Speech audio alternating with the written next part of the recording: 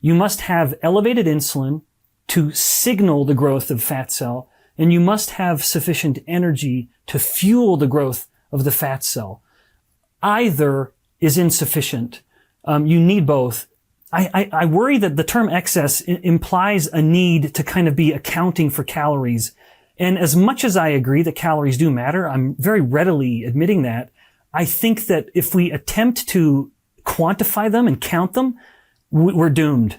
And I can sort of revisit that idea later. Part of my beef with the caloric view of obesity is this, what I consider absolute fallacy, that we can account for calories, where we cannot. The human body, to invoke terms of physics, after all, and I can do that because even invoking calories and energy is invoking terms of physics. The human body is an open system.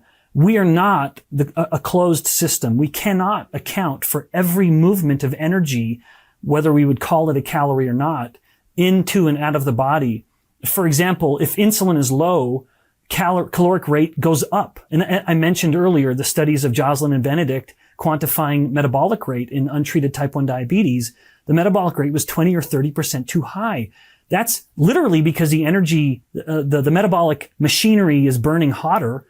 The engine is idling at a higher rate, but also in the same instance where insulin is low and now the body is burning so much fat that it can't stop burning fat, because in the absence of insulin, fat burning goes unchecked, that the body is burning more fat than it needs to meet its energetic needs, and thus the excess starts to become ketones. So ketones are simply a product of, if you will, excess fat burning.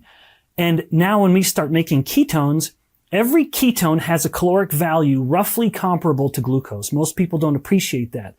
And if insulin is low enough that we're burning a lot of fat, then we start burning more fat and turning it into ketones. Now when we're making ketones, we are dumping the ketones out of our bodies into the atmosphere. Whether we're breathing the ketones out or whether we are urinating them out, every ketone has a caloric value that, based on the caloric kind of view of obesity, we need to account for as we're counting calories, trying to get into a caloric deficit or whatever the outcome may be that we want.